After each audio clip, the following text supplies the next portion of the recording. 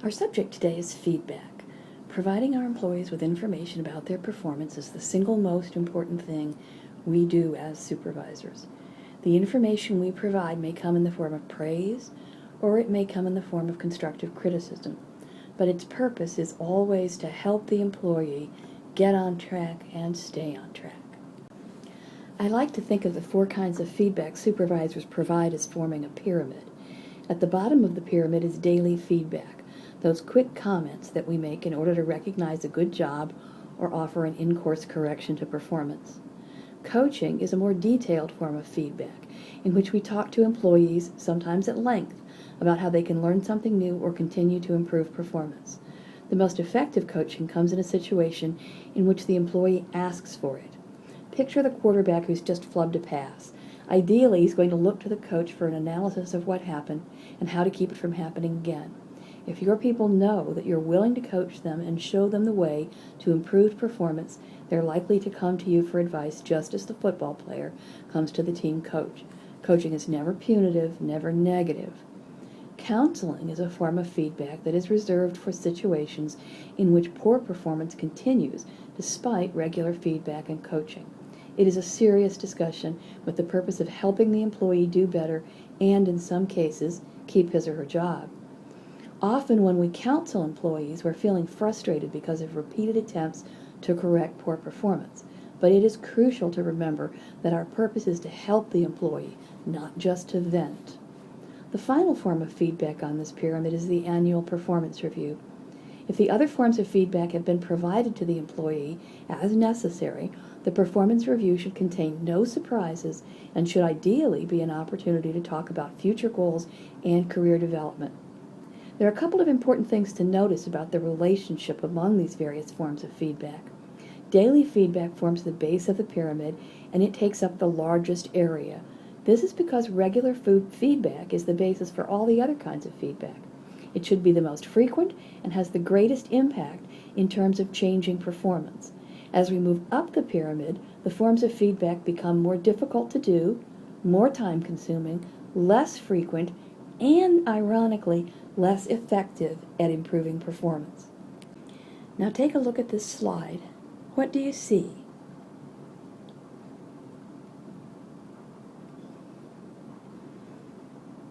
I'll bet that many of you said a mistake, and you would be correct. One of those addition problems indeed has an incorrect answer. But I wonder if any of you said that you saw 4 correct answers.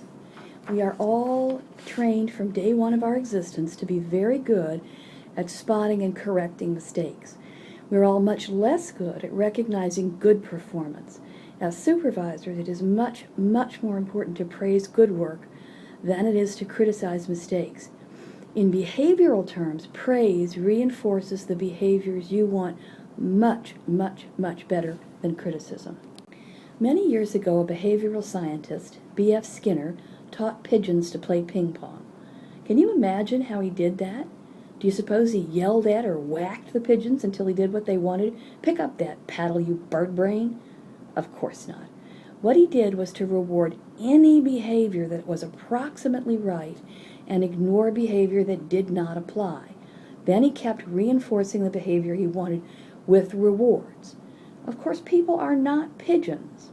Would the same strategy apply to people, do you think? Let's ask Ken Blanchard, author of The 1-Minute Manager, a 1980s book on management that sold over 13 million copies. Blanchard details 3 simple strategies for ensuring that all employees are winners, the term he uses to describe top performers. One of the 3 strategies is catch them doing something right. In fact, Blanchard says, the most important thing in training somebody to become a winner is to catch them doing something right, in the beginning approximately right, and then gradually moving them toward the desired behavior. So the message of all of this is that praise is a far more powerful tool to change behavior than criticism. Whenever possible, use praise to change behavior. Okay, now let's look at how to give feedback that is maximally effective. First, be specific. You have come in 10 minutes late twice this week. The need to be specific goes for praise as well as criticism. Too often people simply say, "Good job," but your praise is much more effective if it is specific. "I wanted to thank you for your quick work on the project, and I know the client appreciated it too." Feedback should always be about observable behavior that is under the control of the employee. Talking to an employee about his attitude is not useful because attitude is not an observable behavior. This is why using the term attitude is likely to lead to arguments. "Your attitude is bad." "No, it isn't." "Yes, it is." Eventually, somebody's going to say, "What do you mean by attitude?" So you've wasted a lot of time and will still have to come up with a behavioral description of the issue. You don't answer people when they talk to you, or you roll your eyes at me every time I ask you to do something. Feedback should also be timely, that is, delivered as soon as possible after the event in question. If you go back to my first example, "You've come in late twice this week," is not nearly as effective as this statement, "You are 10 minutes late." The sooner you can give feedback, especially negative feedback, the more effective and easier it is to give and accept. The longer you let negative behavior continue without comment, the harder it is to dislodge and the more defensive the employee will be. I'll explain more about this in a minute. Whenever possible, feedback should either come from the task itself or be requested by the employee. What do I mean by coming from the task itself? Let's go back to animal training for a moment. How do you teach your dog not to swipe a nice juicy steak off the counter?